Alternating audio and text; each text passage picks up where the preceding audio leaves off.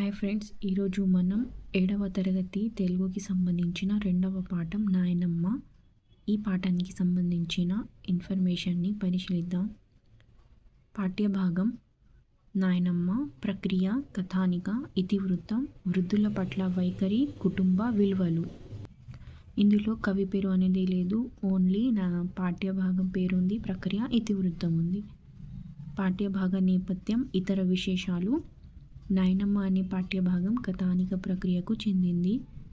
క్లుప్తత, సరళత, పాత్రలకు తగిన సంభాషణలు, ఆకట్టుకునే కథనం కథానిక ప్రత్యేకత. మానవతా విలువలను తెలియజెప్పే కథానిక నాయనమ్మ. వృద్ధుల పట్ల సానుకూల వైఖరి పెంపొందించుకొని వారి పట్ల గౌరవభావంతో మెలగాలని చెప్పడమే ఈ పాఠ్యభాగ ముఖ్య ఉద్దేశం. నాయనమ్మ పాఠ్యాంశం యొక్క ముఖ్య ఉద్దేశం ఏంటంటే వృద్ధుల పట్ల సానుకూల వైఖరి ఉండాలి మరియు వారి పట్ల గౌరవభావంతో మెలగాలని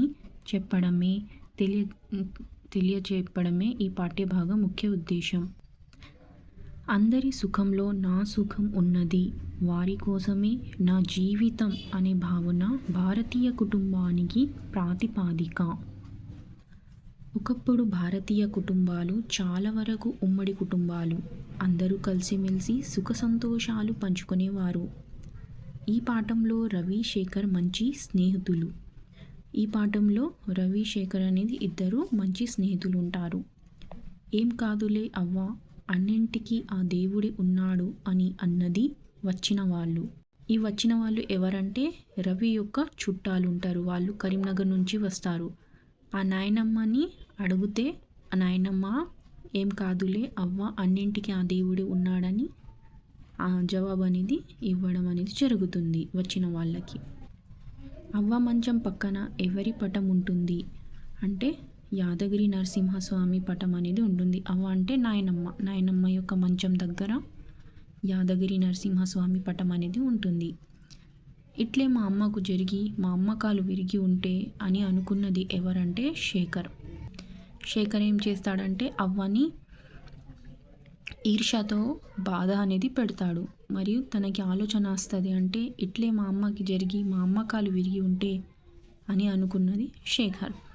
శేఖర్ను మామూలు మనిషిని చెయ్యడానికి ప్రయత్నించింది ఎవరంటే రవి. పిల్లలు వేటిని విడిచిపెట్టాలి అంటే ఈర్ష్యాభావంని విడిచిపెట్టాలి. ఈర్ష్య అనేది మనిషికి విషం వంటిది. ఈర్ష్య ఎలాంటిదంటే విషం వంటిది. రవి వాళ్ళ ఇంటికి చుట్టాలు ఎక్కడి నుంచి వచ్చారు అంటే కరీంనగర్ నుంచి వచ్చారు. భారతదేశంలో ఇప్పటికీ కుటుంబ వ్యవస్థ ఉన్నది. రవి, శేఖర్ ఆడుకున్న ఆటలు చిర్రగోని, దాగుడు మూతలు, కబడ్డీ. రవి నాయనమ్మతో ఉండటం ఎవరికి నచ్చలేదు శేఖర్కి. రవి, శేఖర్ ఇద్దరు ఫ్రెండ్స్ ఉన్నారు కదా. మరియు రవి ఏం చేస్తాడు, ఎనీ టైం ఏమో రవి తన నాయనమ్మతోనే టైం స్పెండ్ చేయడం అనేది జరుగుతుంది. శేఖర్కి అది నచ్చడం లేక అతను ఈర్ష్యాభావంతో నాయనమ్మని బాధ పెడతాడు. జ్వరంతో ములుగునది ఎవరంటే నాయనమ్మ. నాయనమ్మ అంటే ఎవరికి చాలా ఇష్టం అంటే రవికి ఇష్టం చాలా.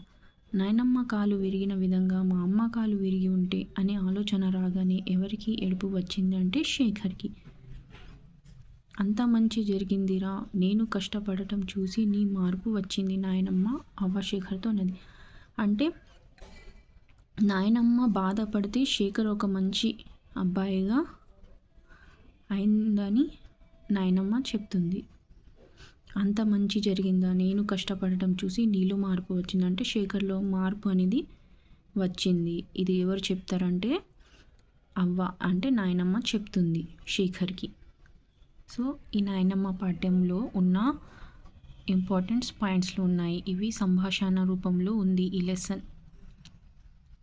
సో ఈ వీడియో మీకు కనుక నచ్చినట్లయితే లైక్, షేర్ చేయండి.